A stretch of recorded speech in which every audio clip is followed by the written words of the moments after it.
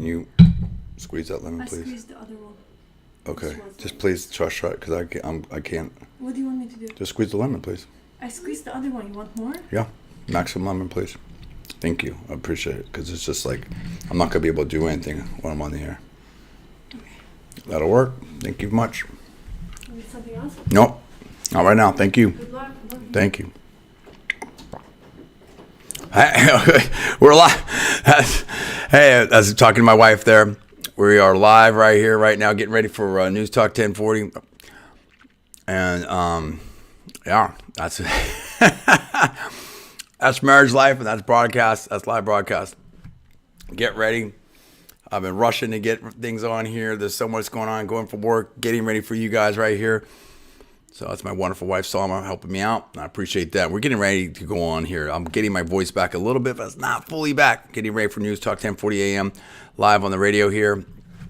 I was so zoned in on that I wanted to make sure we were live first. I should have muted myself, but it's okay. So we are probably about 30 seconds out here, and Paul's going to be joining us, and we've got all kinds of things that we're going to be talking about. Serving Tampa. Very close, very close, very close. Turn my mic up a little bit. Hey, everybody. I'm going to mute myself here for a second. We're about to go live on Newstalk 1040. Stay tuned. Paid program does not necessarily reflect the views and opinions of Genesis Communications, its management, staff, or advertisers. Welcome to the John Villarreal Show. Now, here's John. Hey, what's up, Tampa Bay? Newstalk 1040 a.m. It's me, John D. Villarreal. Hey, it's Monday again. It's Monday. We're talking to you right now on October 23rd. Almost Halloween, but we have super serious things going on in the world right now. 406, talking to everybody out there in the Newstalk 1040 a.m. audience. And we're talking over from Sarasota, Clearwater, downtown St. Pete, Tampa Bay, Brandon, Lakeland, Wesley Chapel, all kinds of other places in between. Now, we're going to be joined by Paul at Villarreal. I'm working on so many different things right now. I'm working on partnerships. I'm working on events. We're working on different things. A lot's going on in the world. I'm even thinking about going to some of these political events, maybe trying to talk to some of the candidates. There's a lot going on. We are getting into that election season. We're already starting to gin up on it. Obviously, we have very serious things still going on in the Middle East. We need to talk about that. But we also have very serious things going on here. We've got Supreme Court case with the whole social media stuff. I can hear Paul typing in the background right now. So we're gonna tee him up here in a second. But the thing of it is, I've been telling people for a long time, and I don't want to get too much into me and my stuff. You've heard it before, but it's kind of somewhat important to bring up again. I've been saying how law has gone super woke, and how tech, venture capital, law, media. If you're conservative, I won't say you can't get a job. First of all my personal opinion, of course, I'm a radio talk show host right now. It's not easy. There can be challenges. There can be issues. People are, oh, John, you're crazy. Oh, what do you mean? That doesn't make any sense. Well, dude, you've got someone like me that was a super stunner at the time. And, things I had that I don't want to get into it now again, but I talked about how I was on fire. I had done so much. I would bring so many companies into the law firm. I had just crushed it. And everyone, not everyone, lots of people in Sand Hill Road knew me. I had a national TV show, and dude, the valley went dark just like that. Let me do that snap again. Right here for the Newstalk 1040. Right this. Boom. Just like that. When I started doing videos, we launched the channel at the time called Conservative New Media, rebranded, because I want to do a lot more than politics. And I kind of got tired of politics for a little bit. But the Newstalk 1040 audience brought me back in. And we love Newstalk 1040. And there's a lot of other things we're going to talk about. And also, there just was a need, because the thing of it is, myself and Paul, we have voices. And in fact, Paul has been followed by no less than Anna Paulina Luna, Congresswoman. Has been followed by people that surrounding the Trump campaign, has been followed by people in the conservative atmosphere, has been followed by people out there in media, because people know that we know. And so many predictions that I made came true. This being one of them, not predictions, but discussions, analysis, and predictions, all of it. And that's why you listen to me on Newstalk 1040 right here, WHBO, is because, listen, dude, I know a few things. I've been around. And I said that and this is going to tie into the whole Israel thing, okay? And we're gonna chop it up. We're gonna talk about that. I can't wait. I'm gonna bring on some great guests. We're gonna maybe not this week, but we have so many different things lining up, and I'm very excited to have my voice back a little bit, not fully. But it's this that media it didn't make any sense. And whether you want to analogize, it depends on which side you're on. Colin Kaepernick or, Terrell Owens or whatever. When you've got people of talent, let's use Terrell Owens, clear talent, all right? And just was having a hard time getting a job in the league for a little bit there. It seemed like, I don't know. And people like, oh, well, the locker room, this and that. Anytime, when you start factoring in other things, other than the actual talent, you're going to get yourself into problems. And this goes back to the Bill Gurley, all-in speech, 2,851 miles. Highly, highly, highly recommend you see that. It's about 20 minutes. Definitely worth it. Elon Musk has talked about this. David Sachs, so many other people have talked about this. I've been talking about it. And I told you how Miami Tech was like super woke. It was every woke thing. It was climate change. It was this. It was that. What kind of founder are you, as opposed to what's your tech? What is your business model? Does it work? And Mayor Suarez, I don't want to turn it into that. I'm not trying to be negative. That there's a lot of positive things there, and they continue to be positive. But it was like, dude, it just seemed like all the left wing stuff, and it seemed like very hard left.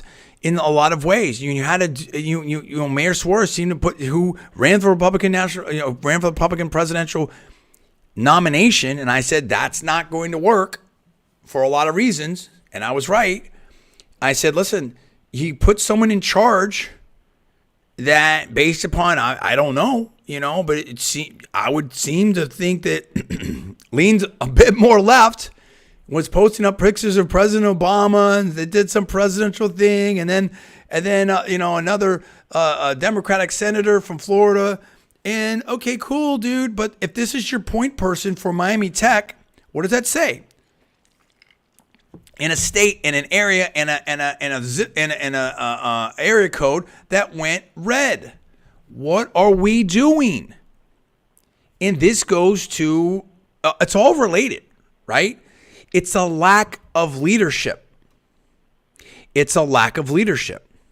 And so I'm opening up three things at once, but let me finish one, and then I'm going to pivot to the next one. And what I mean by that, actually, let me do this. If you look at the speaker's race, okay, you have the Freedom Caucus versus the GOPE, or some would say rhinos, whatever. It doesn't matter. I'm not trying to be pejorative. I'm just trying to be descriptive. So for the audience, the Newstalk 1040 WHBO audience, and obviously live on LinkedIn, YouTube, Facebook, right? This isn't our side. I mean, it's not a football game. Listen, this is super serious right now. We have to decide what's going on in the world, how we're going to live together.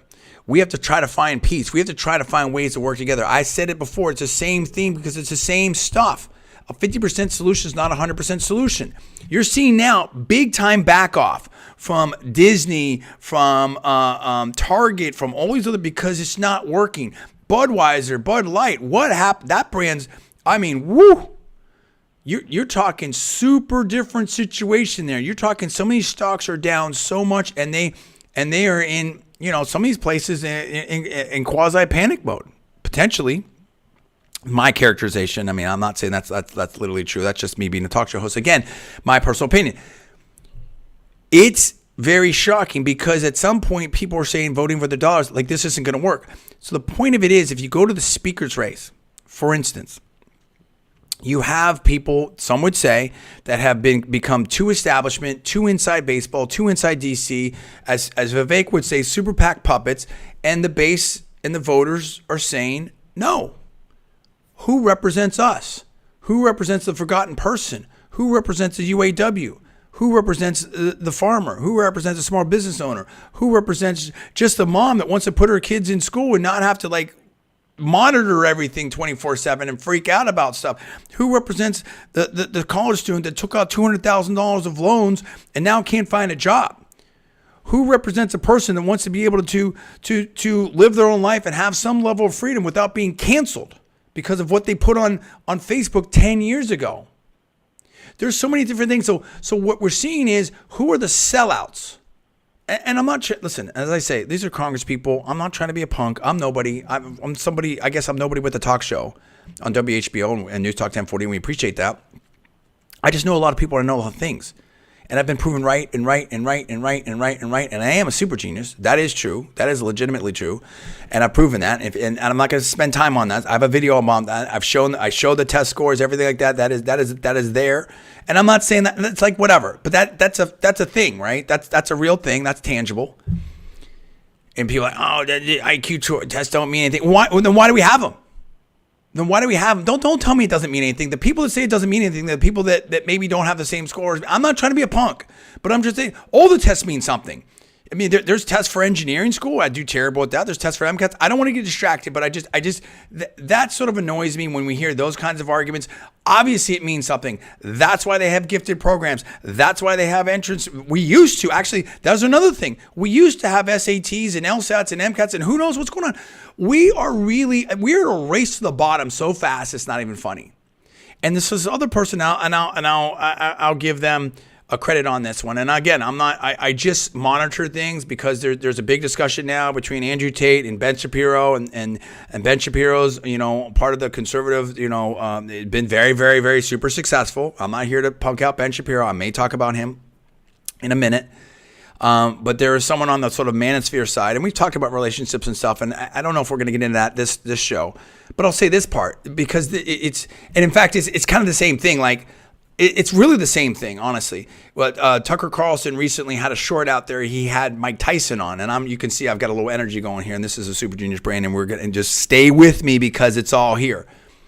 And he's like, I had to interview you, Tucker Carlson, to Mike Tyson, because you have one of the best quotes in the English language of all time, which is, everybody has a plan until they get punched in the face. And that was this other gentleman, a pretty big YouTuber called The Better Bachelor. That's his channel name. And it's talking about how reality always wins. You can do crazy stuff. You can say whatever. You can push things to the extreme or the pendulum or whatever you want to call it. But at the end of the day, reality always wins, right? People want to work where they get the most money. If I'm looking for a relationship, I want the best woman I can get. I'm sure it's vice versa. Whatever. People want to take care of their kids. People want to be left alone. All of these things. I mean, the basics, dude. The basics. Reality's going to win. Period. I'm 5'10", 200 pounds, and I'm a middle-aged dude. Like, I'm never going to dunk a basketball. That's not possible for me. Well, I hate to say anything's impossible. If I went full blast and train, who knows? It's definitely not currently possible, and I would say it's probably not foreseeable without a trampoline or a stepladder. So when you fight reality, bad things happen. It's just simple as that. And like EVs, people are like, hey, backing off of EVs, right? Because the world's not going to, you can't change. As much as the academics and the wokesters want to change the world at a snap of a finger and it's click your heels together, Dorothy, and we'll wind up in Kansas. No, you won't. If you hit the button, you don't teleport from the Starship Enterprise down to the planet yet. It's not there. We're not there. Now, that goes back to this. Israel. And the super woke, how far left law has gotten and how captured law has gotten. And again, fill in the blank. Medicine, media, all the big money, iBanking, all the big money, powerful jobs, everything like that. And they're freezing out. And look, they wouldn't do that, John. Really? They try to debank now Farage. Go ask the Canadian truckers how they do that. They want to punk you, okay? And it's like, this is not, okay, I'm jumping ahead. And I'll come right back to this. There's one of these places that they came up with this line. I think it's really cute, and I'm not trying to punk them. I mean, it's fine. It's a decent insight. Like, the left wants power and the right just wants money. Okay, people with power and money want power and money. The right the true political spectrum wants more liberty and autonomy and things like that. People, the farther you go to the left, the more they believe in power and control and social control. That's pretty obvious. There's nothing revolutionary about that insight. So of course the left wants more control. Obviously, that's what they're about. Okay, great. So if we get to the Israel thing, all of a sudden, the law firms, I knew people, again, I've grown up, I've been around, a lot of people in very successful industries. And like, I knew a lot of people that they were cool and cultured and they're left and they're left wing and law was that I've been around it, even in the Valley. At first it was kind of slightly left and it's only become more progressively left. And I went to law school at Berkeley, so I've seen it. I've been right there. Okay. Let me just take a sip of this lemon water here to keep my voice together. 1 second. Appreciate that. Okay. And now all of a sudden, because of this Israel thing, they've woken up and they're like, holy smokes. And it was the Israel thing, and it was the shouting down of a district or circuit court, a federal judge. Okay. And we've had incidents at Yale Law School and Stanford Law School, the elite of the elite. Like, what are we doing now? All of a sudden people are like, wait a minute. I'm not going to hire any clerks from Yale anymore, and I'm not advocating this. I'm just relaying what I thought I heard reported in my opinion, paraphrasing. Okay, and now people are like, wait a minute, we're getting these people that, and again, you have different sides, and I'm not going to get into it, but they're like, look, you've got these people that are very much against what I believe in, and maybe I'm not going to hire them. And welcome to the party. I don't advocate that. But try being a conservative, and you go to law school at Berkeley. I mean, seriously, people think it's a throwaway line, but let me just put you in my shoes for a second. Try being a conservative, half Hispanic minority, whatever, in California, or now in Florida, whatever, who has a talk show, who has a big YouTube channel, who's run campaigns. You think I'm not on the radar screen, Jack? Are you insane? You think people can't Google me? Guess what? They did. The New York Times in print did an article on my in part on my brother. Now I love my brother. He's great. He's very, very smart. And he's obviously going to talk right here. He's Cornell education, Ivy League graduate, everything like that. But I mean, in the grand scheme of things, if I'm nobody, Paul's definitely this was in print. In print. It wasn't on, and this is the thing. The people I talk to, the liberals, the super, intelligent people, whatever, they're like, oh, John, you're just getting a little, and listen, I'm not a conspiracy theorist or anything like that, but I want you to stop and I want you to think about that. Who on earth, it is the New York Times, all the news that's fit to print, the gray lady, who are they going to actually have two of their top reporters at the time? Okay, I can look them up. They're still still out there. I think Jeff Zeleny was one of them, and Jim Rutenberg. Okay, look them up. Look them up. Who are they going to do an article of in print? They had already covered me on the web portion of it, right? My car's better than AJ Sopranos. Look that up too, if that's still out there in the interwebs.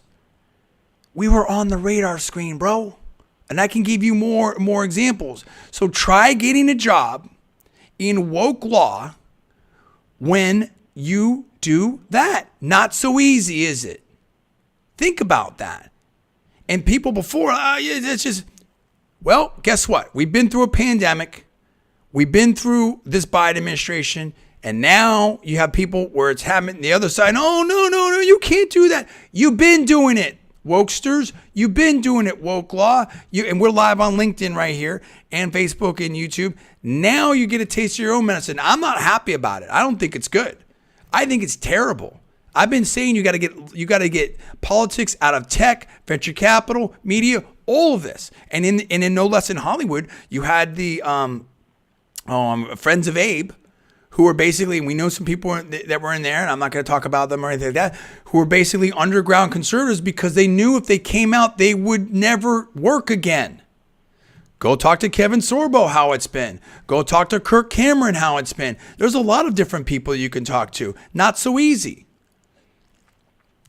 The left loves to do that. They love to boycott people, freeze them out, do their little list. There's another thing. They had the journal list and all this type of stuff. There's so many of these things.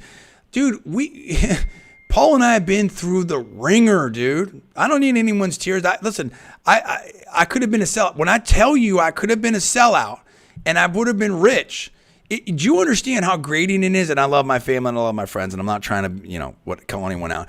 Do you understand how grating it is when I was by far the most successful, and I had done my own thing, and nobody did anything for me, whatever. And I have to hear people like, oh, I messed up, or I can't keep a job, or whatever, fill in the pejorative. And I know that if I was like them, if I would have sold out, if I just would have gone with the flow at Berkeley, whatever like that, or just kept my mouth shut. Just kept my mouth shut. All I needed to do was do financial videos on YouTube, or lifting videos, or video games. That's all I needed to do, and I probably would have been retired right now with millions of dollars player. It would have been game over. I could have been a sellout. But guess what? I would have been no better than the people that we are decrying right now in Washington, that we sent there, that they told us they were going to do something for us. At least I wouldn't have promised anyone and got elected and represented the people, but they told us they were going to help us out, and they're selling us out. Too many of them. And so when people talk about never Trump, right now I'm saying only Trump. Is that too strong? I don't know. Because, I think about it, and it's just so frustrating. And you know what I mean? And the thing is, I don't want to get biblical and stuff like that, but whatever I've endured is nothing compared to, the Almighty, okay? And that's fine. But at a certain point, and I appreciate the owners of WHBO and giving me this platform right here, at a certain point, and it's really been all my life, you have to stand up and say, what do I really stand for? What do I believe in? What world do I want to leave my little girl, our families? And you listen to that woman who grew up in communist China, who was at that, I think, Loudoun County in Virginia school board meeting, said, I grew up with this. I know what the Cultural Revolution is. You listen to people that came over from Eastern Europe. You listen to people that have been in these regimes from Cuba, from Venezuela, from Nicaragua, other places like that. We better hear it. We better listen real close, America, because we're right at the precipice of something bad. And now, finally, people with this Israel conflict, they have woken up and say, whoa, wait a minute. Yeah, law has gotten too woke. All these places have gotten too woke. Now, I'm not saying, that is a super complicated situation. And I think Israel needs to be I'm 100% supportive of Israel, but I'm 100% supporter of everybody. And everybody needs to be treated the same. And everybody's on the same level. And Israel has to be very, very smart about what they do. This is a crucial time. Okay? And things have to be targeted and surgical and proportionate and in some ways defensive. And that's a whole different thing, right? I'll deal with that at a time. And again, I'm sure I'll make a mistake, and I apologize for that. That is so complicated. It's 3,000 years. I've said it before. I'll say it again. But you have to be smart about all this stuff. But we have to walk back off this precipice that we're at. We are at a crazy place right now in history, and it's not good. I've said a lot of things.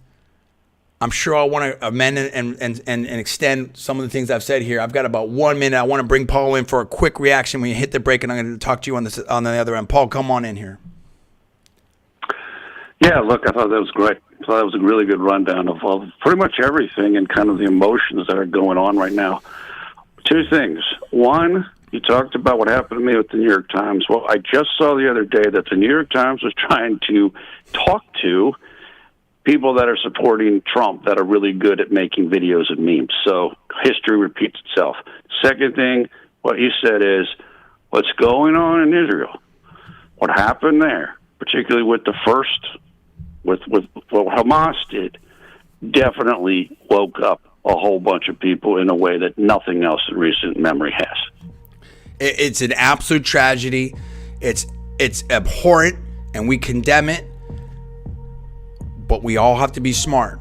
And we'll talk about that tragedy and that conflict when on the other end of the break, and we'll talk about a lot of other things, and we'll take your comments, and there's so much more to talk about. You're listening to the John D. Villarreal radio show right here on Newstalk 1040 AM, WHBO, and live on LinkedIn, Facebook, and YouTube. I appreciate you. Stay tuned. Give me 6 minutes. I'll see you back.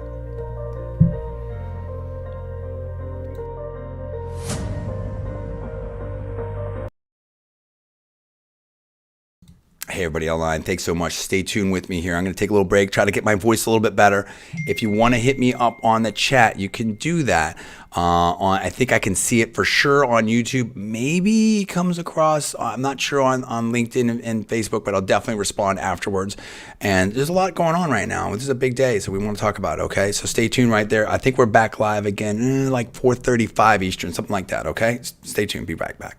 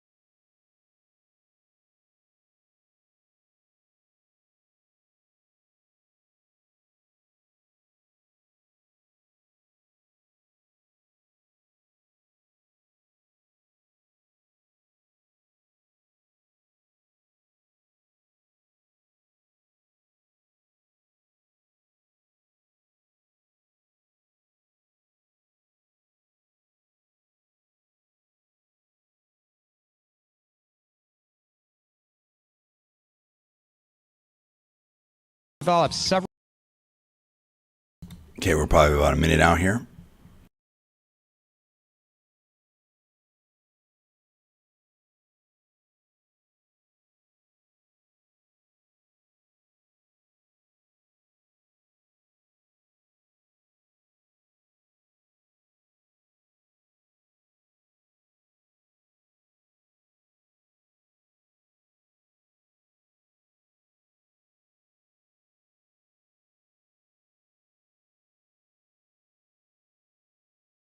I'm giving 25.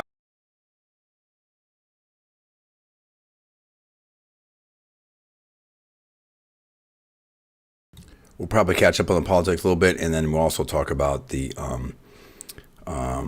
economy and everything like that. Well, there's a lot to get to.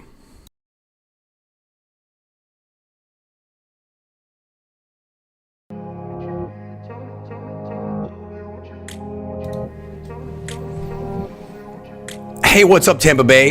And live on LinkedIn, YouTube, and Facebook. It's me, John D. Villarreal. This is the John D. Villarreal radio show on Newstalk 1040 WHBO. Live everywhere from Sarasota, Wesley Chapel, downtown Tampa Bay, downtown St. Pete, Clearwater, Tarpon Springs, Bradenton, all kinds of great places like that. And we're talking about a lot of stuff. We're talking about sellouts. We're talking about the whole speaker's race. We're talking about Israel. We're talking about woke. We're talking about people waking up on left. I mean, people are waking up everywhere. And that's really what this relates to. And I'm going to bring Paul right back into this. Is I feel like the Democrats and the DC, the swamp is trying everything, and they're just not able to make a dent into Donald Trump's lead. Because more reality, that's why I brought that up, right? Everyone's got a plan until they get punched in the face and reality hitting, and you can't beat reality. And that's what it is. It's like the real world, and we'll talk about the economy, is just hurting, if you will, or people don't like what they're seeing. They don't like what they're seeing in the schools. They don't like what they're seeing at the grocery store when they buy eggs or milk or orange juice or everything like that. I mean, orange juice, dude. I mean, you know how expensive this orange juice is? It's really expensive, okay, from what it was. I can remember when if you went to like an Aldi or a Publix or something like that. We have Publix here in Florida, and we love Publix and stuff out of Lakeland, Florida. Publix, you could buy, it wasn't that, again, I know prices go up, I get it, I understand, but I remember when you could buy a gallon of orange juice at Publix, and it was the Publix brand, but it was a good brand, right? I would drink that, it was totally fine. And it was like $3.99 a gallon. And Aldi had like pretty similar pricing. Do you realize how much this stuff is now? It's like you could pay every bit of $6 a gallon. You could actually pay more than that at Publix. This is not for like fresh squeeze, like the heavy duty like Indian River or one of these like real fancy bougie type of brands. I'm talking concentrate, dude. I mean, it's getting crazy out there, let alone energy prices. But it all relates. It all goes back to energy. That's the thing. Like, I know everyone wants to live on EV land and wind farms and unicorns and all that type of stuff. Well, guess what? On the way to that, we might go broke. And because people in various communities or that have traditionally voted Democrat are starting to feel like extreme pain, in my opinion. They're like, wait a minute, this isn't working for us. Ask New Yorkers how they feel about the border today. Maybe a little different than what they would have said 5 years ago. Ask people what they feel about on a range of issues. Maybe a little different than what it would be 5 years ago or 10 years ago. So, Paul, bring us up to speed, because that then redounds to the politics. And this is why I've said people people have an emotional connection with Trump. No. I mean, maybe some. But in fact, I just talked to some people today.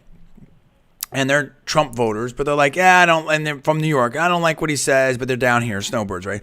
I don't like what he said, blah, blah, blah, but basically they support Trump because Trump's the only politician at that level that I think most people, the average voter, can trust to actually address these things. To even people look at the Trump days like, oh my gosh, those were great, those were amazing, right? I mean, no wars, low inflation, high, low unemployment. wages going up, all these, high home ownership. I think we had the lowest unemployment of minority communities, lowest unemployment and wage growth, and highest home ownership, and all this. A lot of things were going in the right direction. Now it's things are in a bad spot, and people are like, because of the reality, and that's why I brought up that Mike Tyson and Tucker Carlson thing and the Better Bachelor, the reality is going to win and all that. Because of those realities, people are like, look, this is not working right now. Job front, look at this. We're live on LinkedIn. I mean, it used to be that tech was the big money. Like, he didn't lie. Hey, you could work in, you don't need a code. You can work in HR at Facebook or one of the socials and stuff like that, or Twitter before it was X, and you could make $250,000. You don't even have to do anything. You could go get your massage. And there was that, my first day of Twitter. Remember, go look that up. And that was craziness. And people were making crazy. Those jobs are like, that stuff's going away. You've had massive layoffs in tech and more coming. And some people, I think no less than Warren Buffett and others, and some, I think we've seen some calls from the bank, are saying it could get really bad. So, Paul, bring us up to speed here. Let's talk about the politics. Where are we at with this race right now? I think it's only Trump. We had some notes you sent over. I mean, we're like, what are we, like 3 months, 90 days away from the Iowa caucuses? It's so close. I don't think there's anyone out there but Trump right now. There's attempts at trying to make Nikki Haley the next Governor DeSantis, Governor Haley the next Governor DeSantis. I don't see that. And honestly, because of the world events, nobody's paying attention to. It's kind of frozen the race in some respects. But then also it weaves into then we'll talk about the economy, because that all comes together too, right? So where are we at with this presidential race? Really on both sides, because we've seen movement now with Kennedy. And what did I say on the show? People are like, oh, it's going to hurt Trump. It's going to hurt Trump. No, the new polling, Harvard Harris, he cuts into the Democrats. Of course he does, dude, because he's left wing. Although he does have some issues that can kind of be seen as a little bit more libertarian. Go ahead, Paul. Bring us up to speed. I want to know where we're at with this Republican nomination. I want to know where we're at on the Democratic side. Yeah, what you said is true. There are less than 90 days now to the Iowa caucuses. It's January 15th. I want to say it's like 85 days or so. There's really no movement at all, except for Trump consolidating his lead. There's a recent poll, and I can't remember which one. It's basically Haley and DeSantis are tied at 8%. Trump's at like 60%. What you said is also correct, which is there's a kind of a push to try to pump up Haley. I think most people understand DeSantis is pretty much done. So there has been a little bit of a move to that. There's some people thinking that after these upcoming elections in Virginia, there might be a push to try to get Glenn Youngkin involved. I think it's way too late for that. I don't think he would do that personally. I just don't think I think he's smarter than that. There's no way today for Trump to be stopped. I mean, there's nothing that's going to happen. The only thing, I guess, if you were a DeSantis or something, would be to hope that these legal things kind of accumulate or mount, and something they try to make a move against Trump at the convention. Maybe something like he gets convicted of a felony and they try to do a stipulation that we can't have the nominee be a felon or something like that. In terms of just straight numbers and everything, there's just no way. There's just nothing that's going to happen. Can I say something super quick? And I'll get you right back in here, just because I think what you just said is very, very important. And I want the audience to really, really focus on that, because that is a super key point that Paul just made. Okay, Newstalk 1040 AM. I'm a political expert, right? Paul's been involved for a long time, and you said something, and I'll let you say it if you want to say it. I know you're still anonymous on Twitter, well, formerly Twitter, now X, and we may do a reveal here. You may do a reveal here pretty soon, but I'll say it this way, and then you can see if you want how you want to say it. We're 90 days out. There's no way.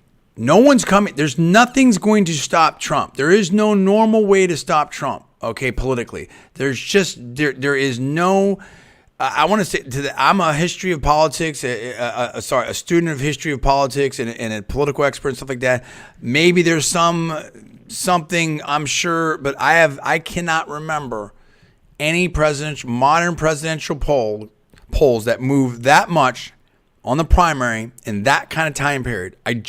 have never seen it, dude. Okay, so therefore, anyone that, in my opinion, is understands that, then and people in politics understand that.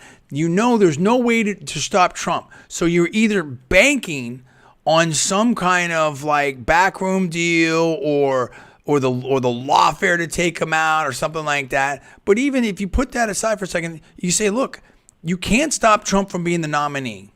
So therefore, these people that are still campaigning, that are still railing against the influencers, the conservative Inc. that are still against Trump, the never Trumpers, you're basically saying, I want Democrats to win. I don't care how bad it is, John. I want Democrats to win. I don't care how bad it is. My own ego, it's not my candidate. It's my way or the highway. And that's the biggest problem I've had with the never Trumpers out there. Okay? Because you can not like Trump, the politician. You can not like what he says. You can say, well, he didn't hire me as a consultant, or he's not using me, or he didn't come on my show, or whatever. And Trump goes on almost every, come on. And whatever you want to fill in the blank there. But the Democrats do such a better job of sort of circling the wagons. But listen to what Paul said again. I'm going to let him keep going here in a second.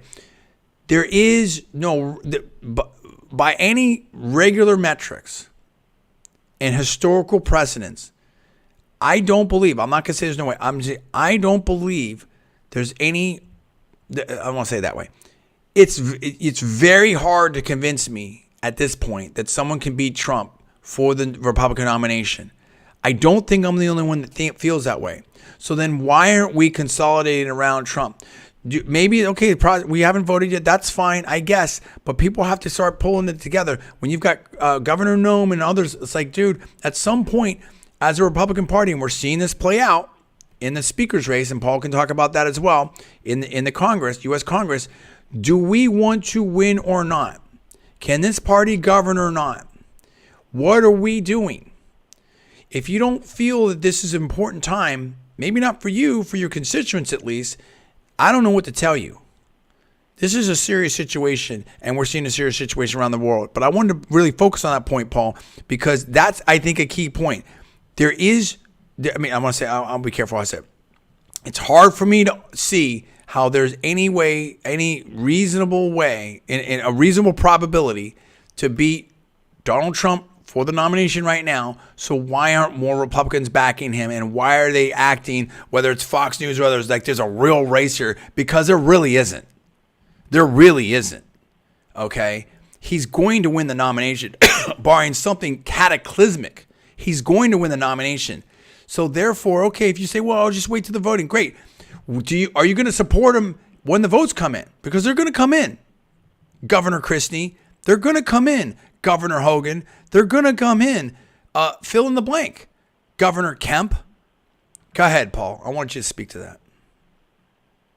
Yeah, look, the biggest donors, I want to say the top 6 donors, and I don't know the names right now, but there's an article about this.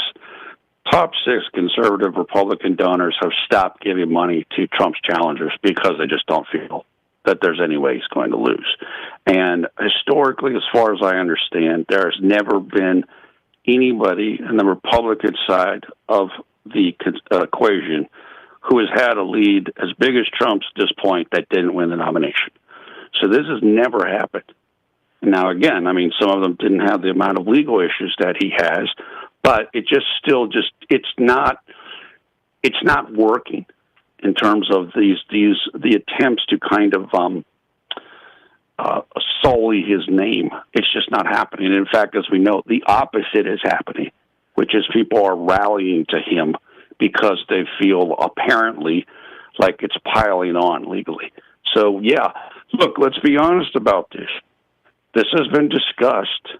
It certainly was discussed in the 2022 cycle for the midterms, where people like, I want to say Liz Cheney and others, flat out came out and said, we want Republicans not to do well so that we can move on from the Trump era, so that we can move on from the MAGA era.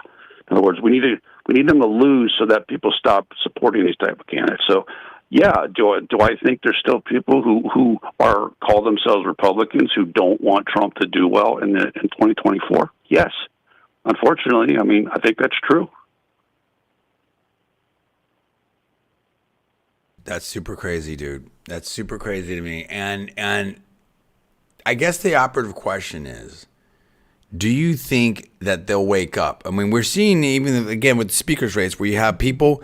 I've seen people like, hey, call in your representative and ask them to support Jim Jordan. This is before, obviously, Jim Jordan's pulled his name from speaker, and be polite and then you have this like, oh, we're getting threatened and harassed and stuff.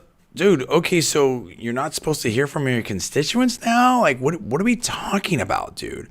I mean, and when you just don't move when your constituents call you, like, what are we doing?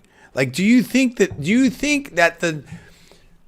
the never Trumpers, the GOPE, fill in the blank, do you think that they're going to wake up, Paul? I mean, this is what's so weird. It's like, I don't think we've ever seen a race like this, dude. I mean, I think you've got Robert F. Kennedy Jr., that's an X factor. You can talk about some of the polling there.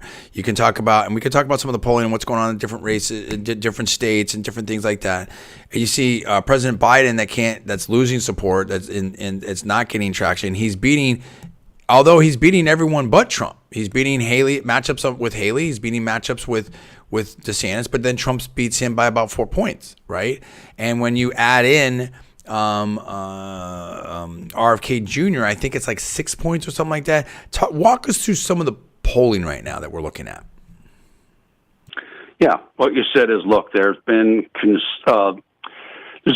interest in what effect RFK Jr. was going to have. Early on, it looked like he was going to hurt Trump, and there are certainly people who believe that RFK was kind of talked into running independent in order to hurt Trump. I don't know if that's true or not, because I'm not privy to discussions, but there are certainly people who feel that. Now, another poll just came out saying that, as you just mentioned, it actually looks like he's hurting Biden. One thing I know that's starting to happen with RFK is that his history of positions is starting to come out, and they don't look very conservative, saying putting down the NRA, climate change stuff, various positions that are much more liberal than conservative.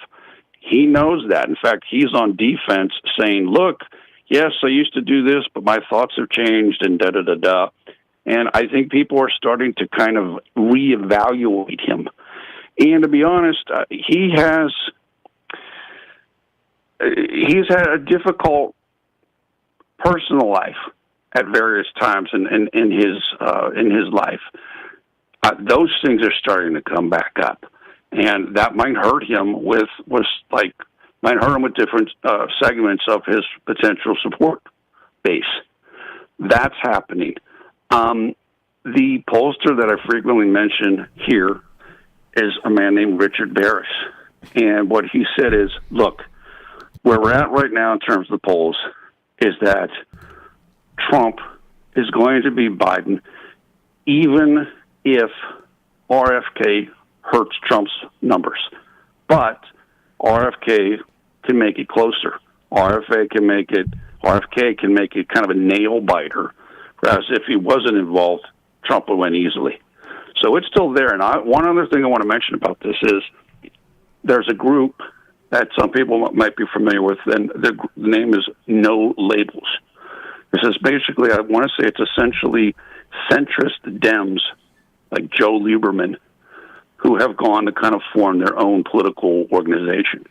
They're trying to get on the ballot in different states. And the speculation is that they want to run Joe Manchin as their presidential candidate. While the Democrats believe that this would hurt Joe Biden's chances, and they are working against having No Labels get on the ballot in different states. So that's something to keep your eye on. If they do get on the ballot, then it probably would hurt Joe Biden, but the Democrats are going to try to prevent that from happening. Overall, I think that Trump is in a very good position. I do think Biden's numbers have improved slightly with the Israel situation, maybe a little bit of kind of rallying around the commander-in-chief.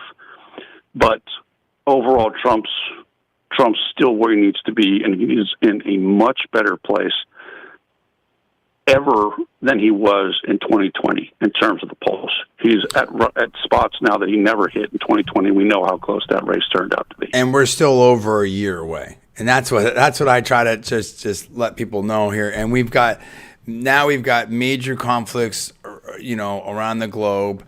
We've got people saying that the economy, as bad as it is, might be getting much worse soon. I mean, student loan payments, people are getting their notices and stuff like that. They're going to start going again. I mean, dude, reality is here. I mean, this is not a joke. This is a serious situation. It's really, really bad. So, the idea that you can just, if you just say the right things and you're a wokester, you'll get a big, multiple six-figure tech jobs, stuff like that. That's gone too. You don't have to code. That's gone, buddy. I mean, it's just like, that's the thing. The political spoil system, so to speak, can only go so far.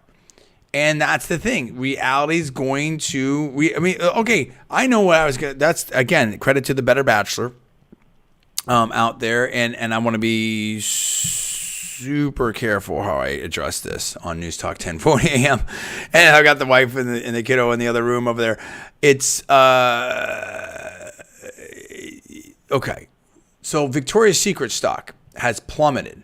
And Victoria's Secret, kind of like Dove, kind of went a little bit woke, a little bit more. Well, let me put it this way. Victoria's Secret used to have the supermodels, literally Gisele Bundchen and Ariana Lima or something. Adriana Lima. I may be getting some of the names wrong. But, so here in Florida, right, Tampa Bay, and we had, Tom Brady that was married to Gisele Bundchen and stuff like that. It's, definitely a supermodel, and did the Victoria's Secret, type of stuff, and that was one of her lauded campaigns, right? And that was a big thing. And you used to have that their advertising, their models were literally supermodels. And then it shifted into more of we went to the normal women thing and whatever. And I'm not making fun of anybody, or I just want to be very, very, very, very, very clear. First of all, I'm no supermodel, okay? And I'm not sitting here and espousing anything other than I'm just trying to talk facts and market share and sales and stock prices and things like that. The stock price has plummeted, okay? And sales have plummeted. And no different than, Victoria's Secret was a cool brand. It was an aspirational brand. It was something fancy, something cool. When I grew up that you really, maybe you got your wife or something like that or all that type of stuff. And again, like if I go to the gym and I'm trying to train and, I don't know, name your name. I mean, I want to be trained by the dude that does like P90X or Arnold or I don't know, fill in the blank, right? I mean, someone, a CrossFit person or someone that's in shape. I don't want to be, trained by someone that maybe doesn't look like they're super in shape and stuff like that. So some of these things are aspirational. Yeah, I can't play professional football, but I want to see someone that's an amazing athlete, or a decathlete or whatever that it is. And if I'm paying up, I want to you want the brand to represent what you're trying to sort of align the company with. And this is much more complicated, and I really don't want to stay too long on this subject. But the point of it is that they, much like Disney, much like Budweiser, much like Target, whatever, they try to fight brand-wise, in my opinion, it could be seen as they try to go against their core audience and their core brand, and it just didn't, and the audience and the consumers just didn't follow them. And they're like, no, that's not what we want. That's not what we want. And there you go. And so at a certain point, that was the theme of that show, and is that reality is going to win. It's just a matter of when and how big. And that's the deal, right? And so, there's a certain, anyway, I really don't want to say more about that. I'm trying to very delicately dance around that. But I think that's another case study, right? That's another case study. Bud Light. Bud Light was, Bud. When I grew up, and I'm not really a drinker or anything like that, but Bud Light kind of represented like, hey, I'm a tough dude, or hey, I'm a beer drinker, but I don't want to have the calories on it, or whatever like that. And they tried to just remake that. And as the executive said, go against the bratty and fratty type of image. Well, that was the image, dude. The what's up and all that type of stuff. That was a consumer. Anyway, so much more to talk about. Stay tuned. Next hour, 5 o'clock hour. It's only going to get better right here on the John D. Villarreal Radio Show on Newstalk 1040 AM WHBO. Give me 6 minutes. I'll see you back.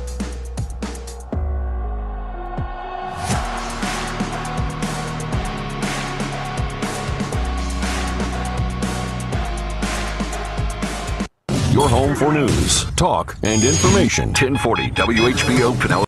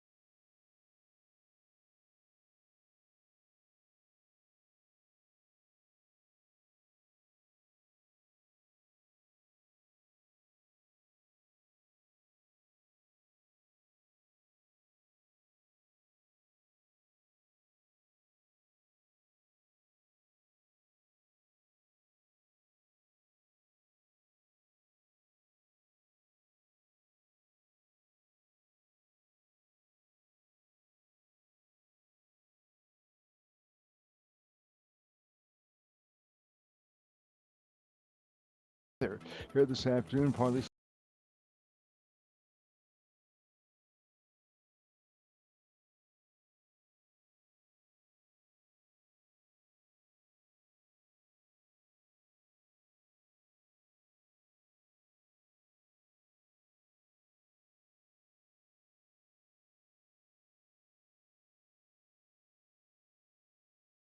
Probably about 30 seconds out here.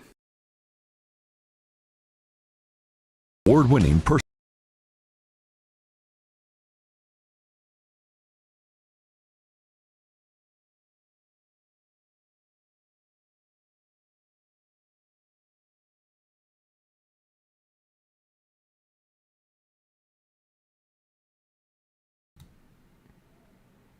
care provider.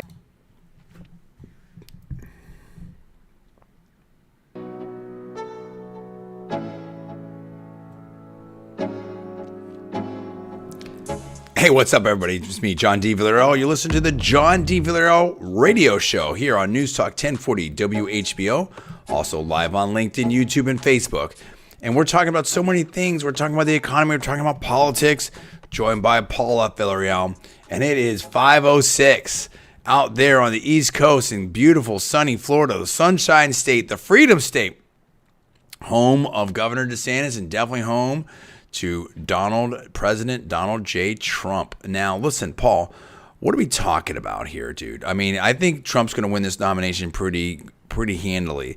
I think that there's all kinds of speculation. I mean, this is what's so wild about this race is you have people saying that the Democratic nominee is not going to be Biden. You have other people saying that, somehow Trump's legal troubles. I mean, there's just so. What's your prediction? My best guess right now, my gut tells me that Trump is going to just absolutely steamroll on the primary side. And I think what you're seeing, and I think that if things continue to get worse, both on the foreign policy side and also, domestic economy side, that it's only going to be harder for President Biden to win, regardless of these different things that we've talked about. Part of me says, if you look at what's happening, excuse me, in the Congress with the speaker's race, it's kind of a sense of where, in some ways, there's two Republican parties. In some ways, there's two Democrat parties. At least that's overly simplistic. But I think we're seeing these splits, these schisms now. But I think that what we're seeing with the speaker's race and the lack of with McCarthy being kicked out and with Scalise not being put in there and a lot of other things is, yes, that for lack of a better word, the MAGA side, if you will, and I think it's way more complicated than that, doesn't have enough to totally win, but they definitely have enough to stop business as usual. And that it's not going to be business as usual anymore. The idea that we just pat the Tea Party on the head and they go away, that we fold in the Perot voters or the Buchanan Brigade or whoever it is, those days are done. Now, the Republican Party will never be the party that it was. Where it's going, and both sides at least still need each other to win. So it's a very interesting spot right now.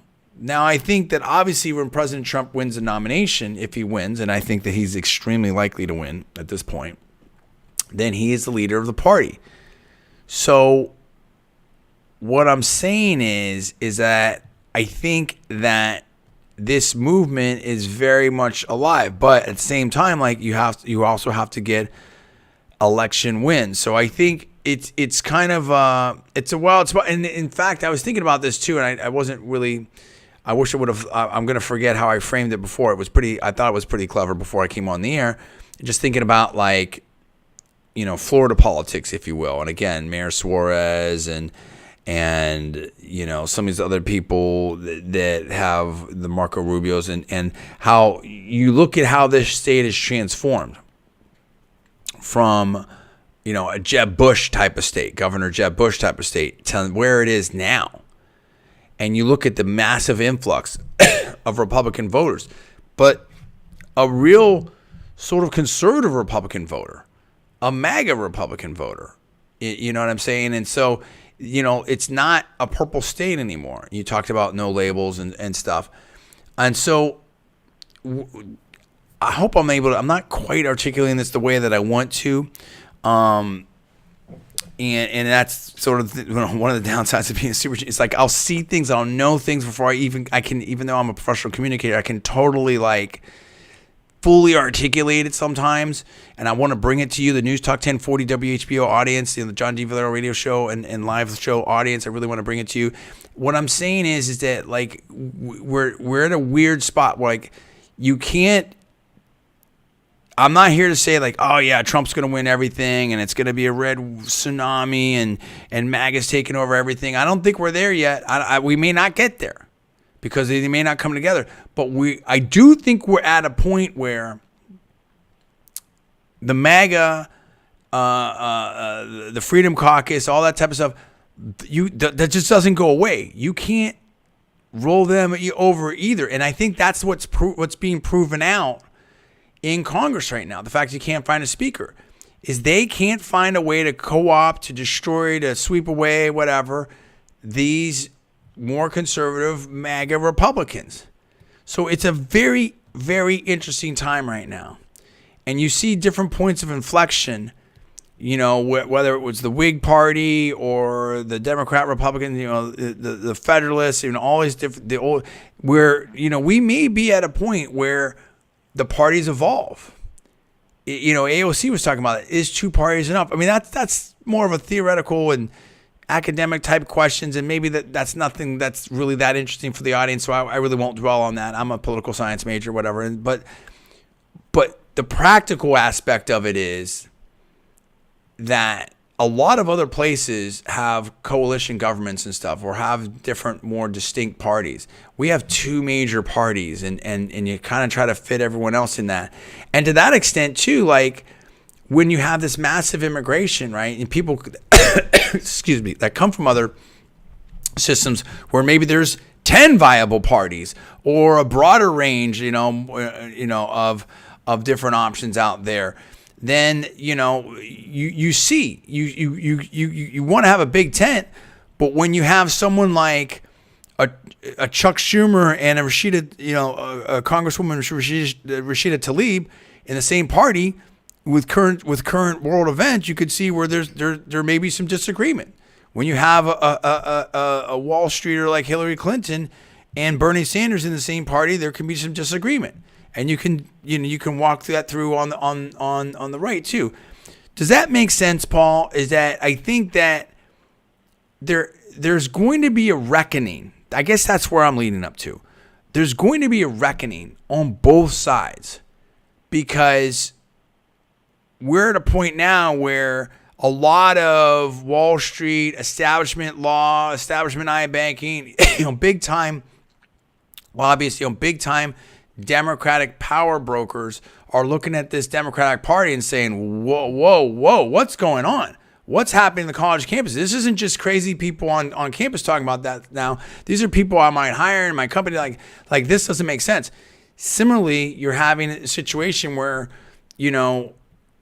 you're having this conflict within the Republican Party over what the party represents. But I don't see how you stop Donald Trump from winning the primary, and then de facto he becomes again what the party represents. And I don't think that ever changed. It's just that Washington D.C. and Mitch McConnell and the GOP did not get the message, did not get the memo. And you thought that somehow this is, it's going to, and again, other people have said that, and I don't want to steal the line, but, I'm happy to give credit. Maybe you could, it's that DeSantis' campaign in some ways, Governor DeSantis' campaign, let me put it this way. How many people out there jumped in the race because they thought Trump was going to be eliminated with the lawfare stuff? I mean, just think about that. That's a real question. Where are we at, Paul? How does this get resolved? Because I see big tensions in both parties. How does it get resolved? Well, you asked, are you on target? And the answer is yes. And what's happening now, and this as a political science person, is we're seeing realignment seeing political realignment on a larger scale.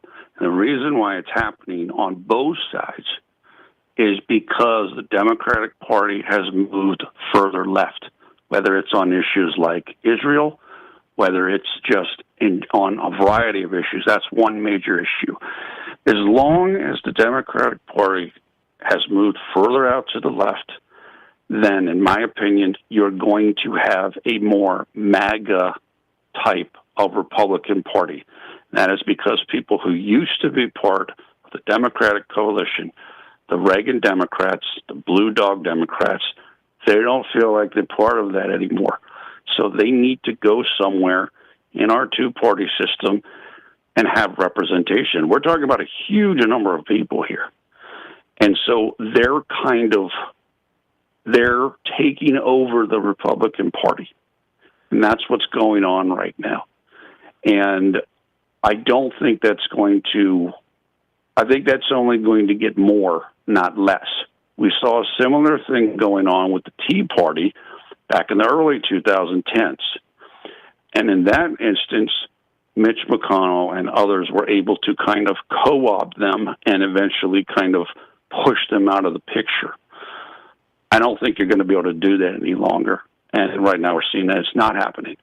Similarly, people like Barry Weiss, the journalist, people like Elon Musk, people like, I can't remember the man's name, Chatima from the All In Pod, they're coming out saying, particularly in the wake of the stuff with Israel, look, you know what? Trump wasn't that bad. Trump handled these things. Yeah. We didn't have these kinds of problems. And so those people are getting less attached to the current Democratic Party. So, yes, we are having schisms. And I think it's as much as people like Mitch McConnell and other establishment Republicans don't want that to happen, I think it's going to continue to happen. And because that's what the left is forcing to happen. And I think it's going to keep going. Hey, if you're driving around out there, I've got the call-in line up here on the screen. But if you're driving around out there, you're out there in the Newstalk 1040 WHBO audience, you want to call in, talk to myself and Paul, 727-587-1040. 727-587-1040 is how you do it. Yeah, dude, I mean, it really comes down to what you said right there. And I've said it before on other shows, which is, you know, when you have these 70-30, 60-40, 80-20 issues, you know, for a long period of time, and they're not getting done at the leadership level, people are like, what's going on here? I mean, at the end of the day, the politicians have to represent the people and not just the 0.1% or the super PACs or the donors, as Vivek Ramaswamy says, super PAC puppets. And you're seeing like, and again, you know, I'm not taking a side on it, but it just kind of highlights some of the stuff going on out there. You know, Mark Levin, the great one, I think on X called Vivek Ramaswamy a charlatan. And those two went back and forth over there's been like, this is what I'm trying to talk about. It's like, it's particularly on the left, these coalitions at the end of the day make no sense whatsoever. They just make no sense in a lot of respect.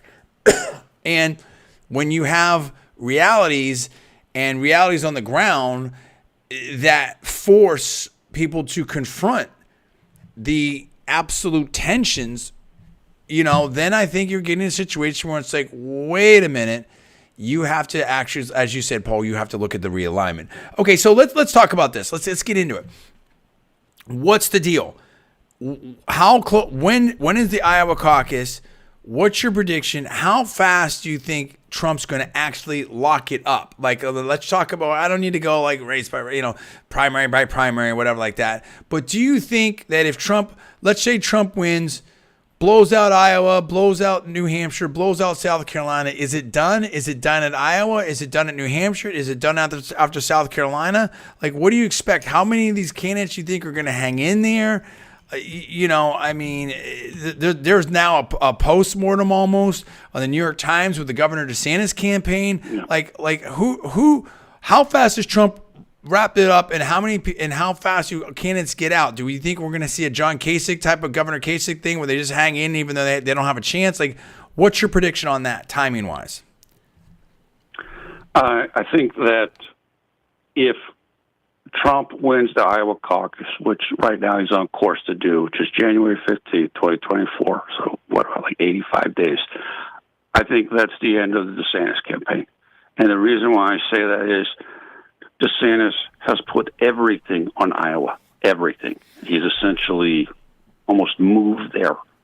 And so everything was about winning Iowa and then taking momentum from that. So if Trump beats him there, that's it for him, in my opinion, even though he might still hang in, hoping for the legal things. But he's running out of money. And, of course, that's a very realistic So you're right. So and, it's like DeSantis, nobody wants to give him money because they don't think he's going to win. Sorry, 1 second. So it's like DeSantis is all in Iowa. You have kind of Governor Haley and Governor Christie for New Hampshire. I don't see Governor Haley or even Tim Scott dropping out before South Carolina. So we may have to run this through at least 3 states, right? Yeah. I think that's a good way to look at it, which is if Trump wins those 3 states, which are the first 3 states, it's over. There will be no chance on, obviously Governor Christie's not going to win, but for any chance of a Governor Haley resurgence would rely certainly on New Hampshire and really South Carolina because that's, of course, her state. If none of that happens and Trump wins the 3, the best thing you can hope for if you're a never Trump person is to try to hold him down from the threshold for delegates where you automatically become the nominee. The truth is, if he wins those 3 states, I don't think that's going to be possible. But that's the thinking here. Right now it's not only is he winning, he's on the march. He's speaking in New Hampshire today. The 3rd and final Republican debate is scheduled for November 8th in Miami. Well, guess what? He's going to do a rally in Hialeah, which, as you know, is right down the street. And so he's not going to let anybody build any momentum. He's just going to keep pushing. So right now it looks very good for him. Yeah, and it's interesting. Like, there's an event coming up where President Trump and some of the candidates are going to speak, and I might go to that and maybe cover it for the John D. Villarreal radio show here on Newstalk 1040 WHBO, and of course live on LinkedIn, YouTube, and Facebook. Let's talk about the Congress. Okay, so I think we agree on that, and I think that it's going to be a very interesting year. Do you think? Okay, let's talk about the Democrat side. I just don't see how President Biden's running. He says he's running. I don't see how that changes. That people say, it's going to, there's these theories that at the last minute at the convention, I just don't see that happening, dude. I don't know. I do think that it's going to be a long, crazy year until this election. I do think that. And I do think all kinds of things are going to happen that maybe even people can't even foresee or predict. I think it's going to get crazy. But right now, it's Biden, dude. It's Biden. I don't know. And even, how about this? Even if it's not Biden, people think that who's it going to be? Is it Vice President Harris? If you look at the polling, she'd get crushed. Governor Newsom, yeah, he's a good politician, looks the part, this and that, whatever. But dude, he's got problems, big problems out in California. He doesn't poll well. Governor Whitmer, I just don't think. I don't think the bench is there. The bench isn't there. The time's not there. I just think they are in all kinds of problems on the Democrat side. And you know why I know that? That's why they had to run Biden. Don't you remember in 2020 and everything like that? Like, there was all these other people and they wrote Biden off, but they brought him back because he was the only one that could win, dude. People forget these things. Like sometimes it's just the basics, dude. It's just the basics. The Democratic Party has gone so far left, and the world's swinging back to that. You see what's happening with some of these elections across the world. Look at what happened in Italy. Look what happened in New Zealand. Look what might happen. I'm going to get it wrong. Is it Argentina or Chile? I think Argentina. If you look at these different areas, Things are changing, dude. Things are changing. People, even to some degree, see what's going on in the UK. Like, people are done, dude. People are done globally. And I think people are going to be done here. But let's talk about the speaker race. That's very interesting. Excuse me. What's your update on that? Where do you see that coming out? Yeah, so the update is that they're now, after McCarthy was essentially removed, motion to vacate, Steve Scalise didn't make it, Jim Jordan didn't make it. Now we have 9 new candidates. The most establishment of them is Tom Emmer, and probably the I don't know if the most, but probably I would say the most conservative, and in my opinion, the favorite to win is your guy down there in Southwest Florida, Byron Donalds. Love Byron Donalds. He's great. He's great. And I love Byron Donalds, too. I think it's fantastic. Byron Donalds is the person that the MAGA base wants to win. I can tell you that. I've run polls online. I've seen other people do the same thing. He's clearly the guy people want. Mm-hmm. Is he going to win? I don't know. I'm not sure exactly where it's at. I'm not aware of all the little deal making and everything else going on. I will tell you this. Tom Emmer, again, who is the established choices, there was an article today on Breitbart basically saying that there are 15 more conservative representatives who won't vote for Tom Emmer. So in other words, and to be clear, any person who is running for speaker, they can only lose 4 Republican votes and win. So if you have 15 votes, you're not going to win unless you make a deal with the Democrats. Right. So we do have to watch that, because there have been people speculating about that and saying that they're going to do that and so forth. I think if the Republicans did that, they're gone. They're absolutely going to lose the House in 2024 because people just won't stand for it. They're voters. So if you made me pick a favorite right now, I would say Byron Donalds. But we don't know what's going to happen with this based upon everything we've seen so far. One thing I do like about the race is that President Trump, who again is in New Hampshire today, was asked about it, and he wouldn't endorse anybody because he realized after the Jim Jordan situation, if he endorses somebody, some of these establishment people won't vote for that person because they don't want to listen to him. They don't want to look like they gave him a win. So he's staying out of it, and I think that's a smart thing to do. I agree, but also not only that, but the longer this goes, and this all works for Trump. Right, I mean, domestically, people all focus on the speaker stuff and the appropriation, and Washington runs off money and power and everything like that, in my opinion. And also, you've got super serious foreign policy stuff going on out there, and so nobody, very few people are focusing on the nomination, and time's on Trump's side. He's up like 100 points and can play prevent defense all day long right now. And so, let's let's keep it going. Plus, I think it's been very revelatory for a lot of voters out there that may not have known what's going on. I think people are showing the masks are dropping. I think people are seeing what's what out there. So it's very interesting. I mean, I think I also saw some rumor about a potential like Oprah Winfrey Mitt Romney ticket. I mean, it's craziness, dude. It's craziness. It's craziness out there. Hey, listen, we got one more segment. In the next segment, I really want to talk about the economy and some different things going on. There's a lot of news happening. We're getting ready, and we're right in here, almost holiday season. So it's a lot of companies are banking on this time frame right here. So we need to talk about it. You listen to John D. Villarreal radio show here on Newstalk 1040 AM WHBO. Be back in about 5 or 6 minutes and live on LinkedIn, Facebook, and YouTube. See you soon.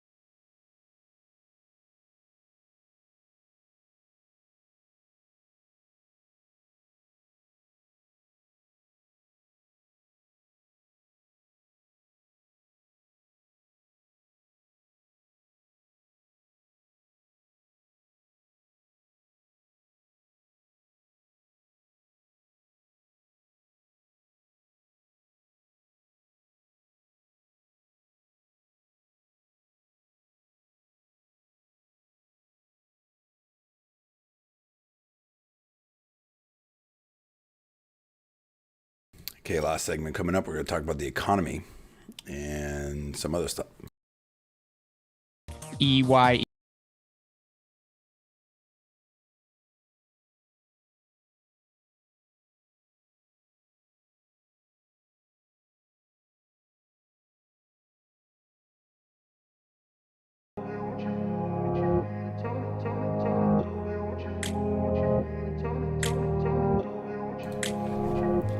Hey everybody, what's going on? It's me, John D. Villarreal, the John D. Villarreal radio show here on Newstalk 1040 AM WHBO. It's 5:35 on Monday, October 23rd. Hey, it's almost Halloween. People are going to be dressing up the kids. The kids are going to have fun. It's all crazy. You got to remember, enjoy life. You got to remember what life's about. Friends, family, and just having, just experiencing things out there. But we are talking about a lot of stuff. We are talking about politics. We are talking about all kinds of stuff right now. And I want to talk about the economy. We're joined by Paul at Villarreal. I think that politics are going to be interesting. Just to recap, we talked about how reality kind of asserts itself, how woke everything's gone, and how we have to take politics out of technology and law and all these things, and how people are waking up to how far left and how far woke things have gone, and it's just been kind of crazy. And I've been looking at my LinkedIn feed, and a lot of people that maybe weren't so political have become maybe pretty political, especially recently. I think people are law firms are saying, hey, we're not hiring some of these people that are involved in protests or don't let federal, appellate judges speak. And it's just gotten to this point now where it's just a little crazy. And talking about the economy live on LinkedIn, Victoria's Secret stock has been going down. Bud Light, Target, there's all these different Disney, some of the streaming companies. There's all these different things now that are starting to circle up together. Let's talk about the economy, Paul. What are we looking at? I know there's a lot of people that are saying that a lot of consumers are rejecting EVs. A lot of people are really kind of concerned now that we could be heading into a very, very tough economy. What are you seeing out there in some of the headlines? Well, I think one of the most interesting headlines that I've seen in the last few weeks is one from Fortune magazine. Of course, everybody knows Fortune magazine. And the headline is simply, Gen Z may be left psychologically scarred by inflation. That's big. It's not only big for right now and for the upcoming election, that could be a long-term thing. We know that millennials were psychologically scarred by the 2008 financial crash. And I think it's had a big effect on their political outlook. And what's starting to happen with Gen Z with this, because they're experiencing this in such an acute manner, is it's starting to turn them into fiscal conservatives. So people that were much more seemingly inclined to the liberal mindset set are coming around to more conservative type of thinking.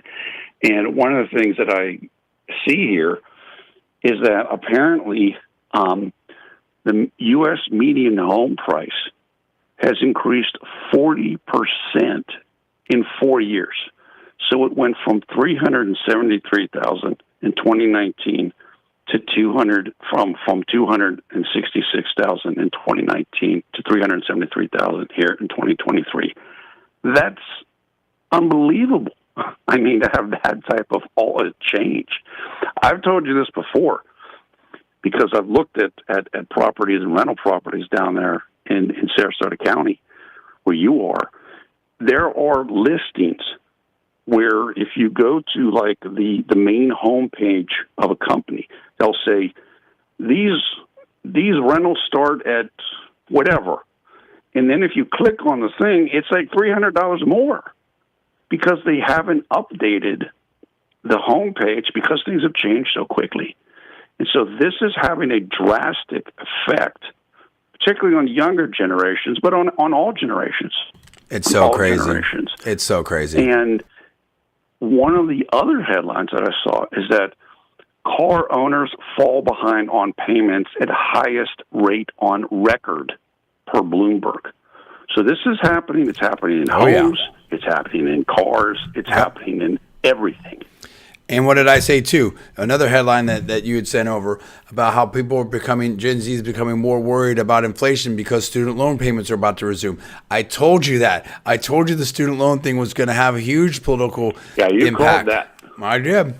I was way ahead of the game, dude. Because when we were talking about people that may have lost their tech job, or when you've got housing costs that went up, when your rent went up $1,000, $1,500, $500, whatever, and now you've got a $1,000 loan payment or whatever it might be. I mean, you're crushed, dude. You have to understand. It's just simple math, disposable income.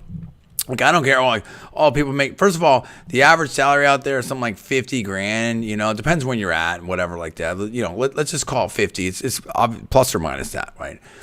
But let's just call it 50. Okay, great. Let's say your living expenses are. And I'm not gonna do. You know what? I mean, I may even not. Well, okay. We'll start with this.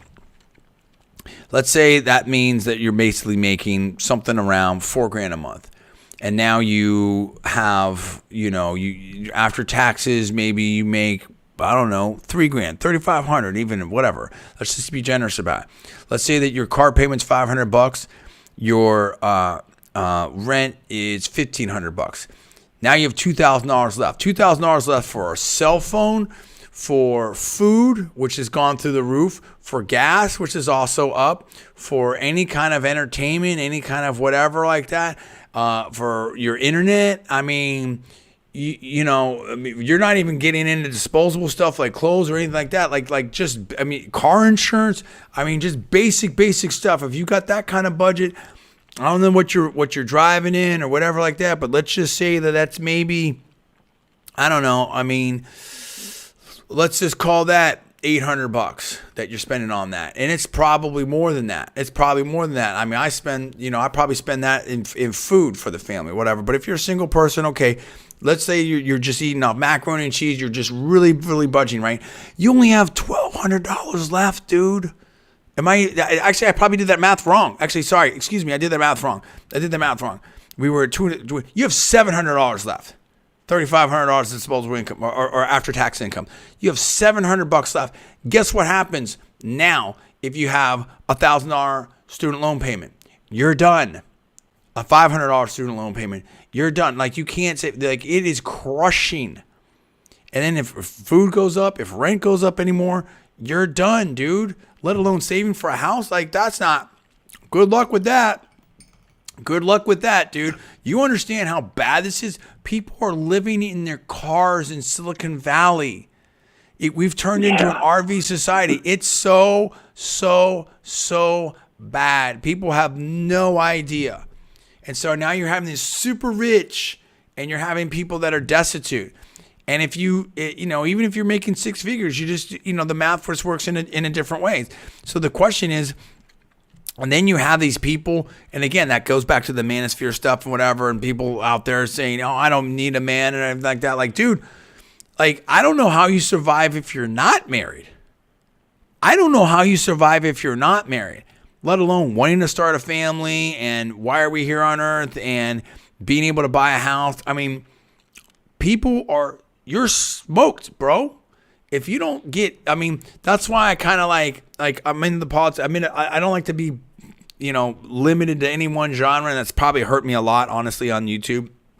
But I really want to, I kind of pivoted a while back into, John D. Villarreal Digital Ventures on my YouTube channel. You can find me there on YouTube. You can also find me on LinkedIn. I put my link in the video description on YouTube to find me on LinkedIn, John D. Villarreal. You can find me on LinkedIn. I've got a lot of heavy contacts there. I've got really, really strong LinkedIn in terms of my heavy contacts there. It's a good thing. It may not be the worst thing to join, to follow me or connect with me on LinkedIn, in my opinion, not giving anyone advice. And I've got my Facebook. I don't spend as much time on Facebook, but, definitely Facebook is still cool and all that. But anyway, the point of it is this. It's like, dude, I don't know how you do it if you're not. The idea that we can all do it alone and be independent, whatever, and everyone's just out there balling and just making all this crazy money, like, you're nuts, dude. That is not reality. And this is once again, reality is going to reassert itself. And it is a very, very tough situation. But I might focus a lot more of the channel at least on YouTube, on just financial stuff, because I think people need help out there. I think people are making really poor financial decisions and that are basically ruining themselves for life. And you never say that because you can always, but I mean, it's like, dude, people, it is rough. There's some rough stuff out there, dude. There's some rough stuff out there. Paul, talk to me more about this economy. Do you agree with that? I totally agree with that. And just one thing, just a headline that we have here, it touches on what you just said, is some Business Insider. The bottom 20% of American workers are devoting 80% of expenditures to essential goods like food. You just can't cover your cost. I mean, that's what's happened. You mentioned the thing about living in the cars. The New York Times in the last week, I believe, has had 2 articles about that. One of them is about how they're calling them, quote, safe parking lots, unquote, they're opening parking lots for people who live in their cars. So this is becoming an epidemic. We know people, we have relatives who live in California.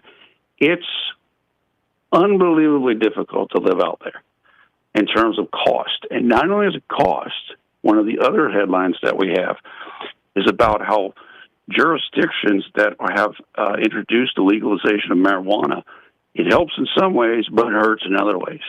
And of course, California is one of those jurisdictions. So you have all these different things going on out there. And you mentioned about Governor Newsom. I can tell you this as a Pennsylvanian. There is no chance Governor Newsom would be competitive in this state against President Trump. And that is why you have to run somebody like Joe Biden here, because he's the only person that would have prayer of winning this state.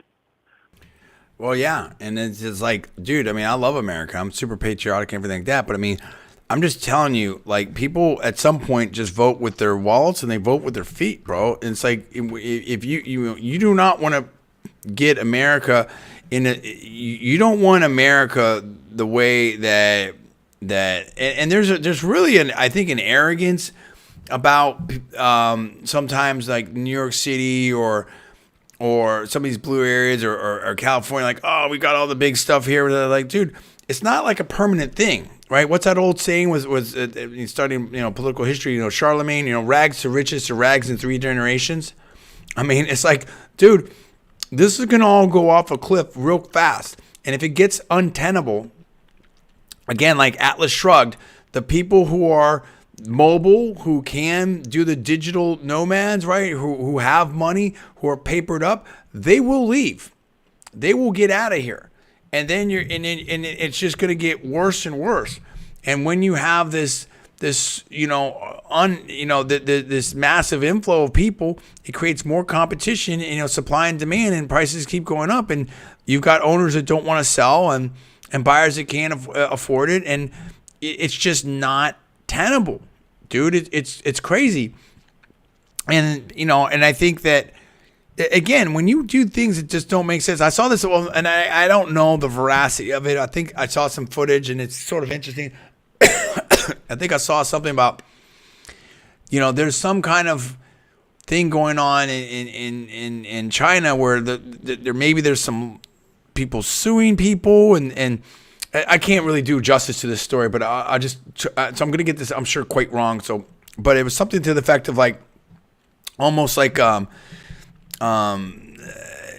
people will if you're Good Samaritan and you touch someone, then they'll claim that you hurt them, or they felt, or I just barely touch you or bump it, and you fall down, then I fall down, and it's really wild. And I could be totally wrong. I saw one video. I have no idea, but this video went in some detail, and they seemed to think they knew what they were talking about, and whatever, and I have no idea if that's a fact or not. All I'm saying is this: if there's any truth to that, that makes no sense. You can't have a society like that, dude, where people are falling all over in other words, when you have a very litigious society where this is my law in economics. When you focus on speculation, when you focus on they call it speculation. That's a technical term. It's like if I can hit the lottery or make political deals or or whatever, sue someone, if I can do all these other things to try to gain resources as opposed to going out there and working and producing things and being productive, then I'm going to start doing you do what you're incentivized to do. Are you incentivized to do the speculative stuff, or you're incentivized to do the productive stuff? And when your society when you have rules that don't make sense, and you're not, how many times has Rush said this before on his show, right? If you're penalized for doing the right things, working hard, going to school, doing all this type of stuff, and you're not penalized, and you're rewarded for maybe doing other stuff. How many people, when the PPP loans came out like that, we're finding out that surprise, with all that money coming out the door, maybe not all of it was great. Surprise, you can't just remake a whole financial system and everyone's gonna, if you just do some coding and some Bitcoin mining, that we're all gonna be trillionaires, and you have FTX collapse and all kinds of other stuff. Like, it just doesn't make any sense. Things that don't make sense don't make sense. And at some point, people are just like, gonna be enough of this. I'm not paying $10,000 a month in rent for a 1-bedroom little shack. I'm not doing that. And people are going to bail out, bro. The people that can bail out, and then what are you left with? So, I mean, people have to step up right now. And I think people instinctively and intrinsically understand this. And even business leaders like, okay, yeah, that's cool. But like I think it's gotten to a point. And it's certainly gotten to a point, I think, on this Israeli situation, that this Israel situation, this conflict, and people are like, wait a minute, this is seriously serious. And again, that's a complicated situation. There's a lot to talk about there. We've talked about it for 2 weeks in a row, so I kind of wanted to pivot a little bit, and we can touch on a little bit. But I mean, we'll come back to it. I mean, we're in a situation now where we don't know what the response is going to be from Israel. I think it's probably imminent. But Paul, I mean, people have seen that the reality is getting very real and very serious, and people are having to confront some of these, I guess, incompatible and even extreme positions. And reality has really asserted itself, if you will. Yeah, it has. I mean, it is a complicated situation. It is. I think that the thing, there's a lot of there are people on Twitter, on X, who are basically like, look, this person did this, and we found them a week ago. Now they got fired. The thing that's going on with that situation over here, on a day-to-day basis that I've seen in the last week or whatever, is that you have pro-Israel people, in my opinion, who have put up signs like, this person has been kidnapped, this person has been taken hostage, So they have signs up. This is all over. Like, this is in New York City. It's all over the place in this country. And what's happening is people who feel more empathy or sympathy, or whatever you want to say, with the Palestinian side, they're ripping down these signs. They're taking these signs down.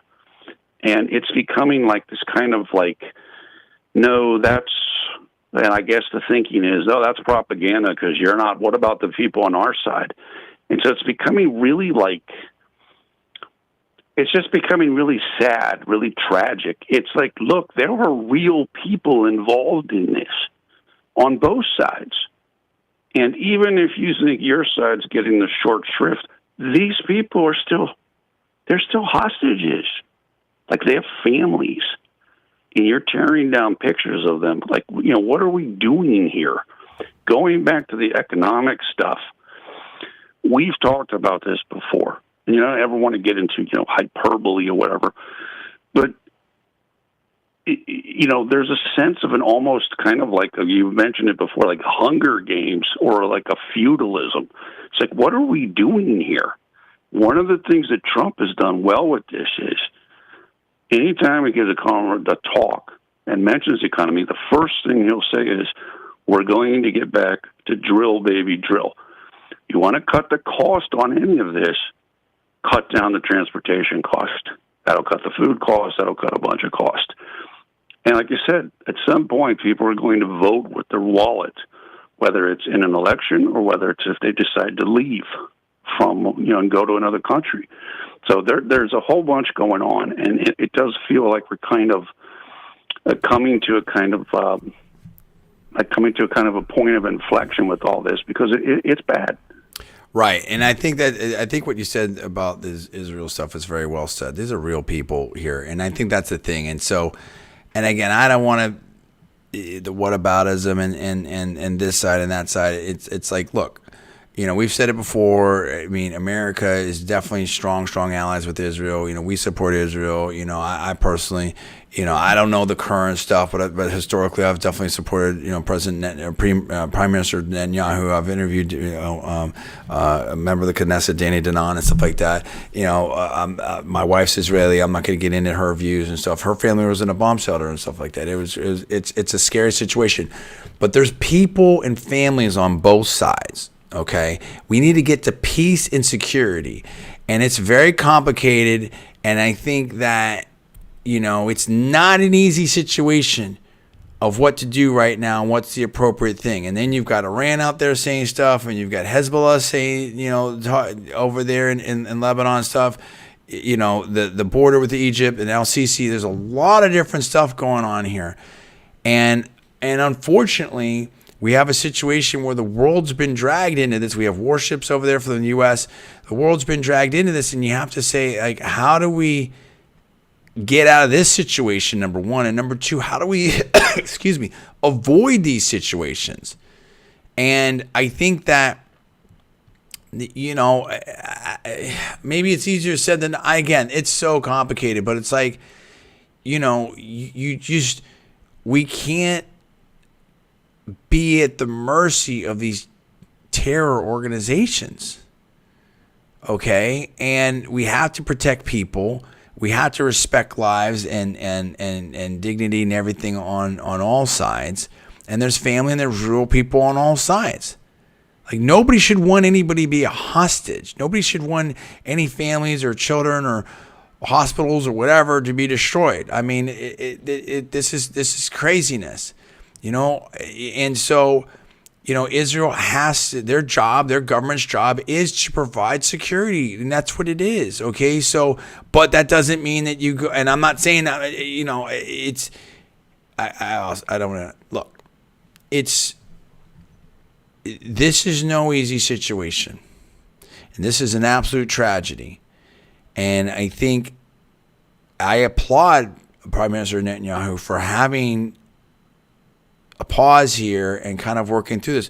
I'm sure that there's all kinds of bad stuff happening on all sides. War is terrible. It costs lives and money and everything like that. Everybody loses. In the end, everybody loses. So we have to find our way out of this. And that's the thing. That's sort of my message is that, and what President Trump said too, he wants peace. That's it. And same thing with Ukraine. Have people stop dying. How hard is that?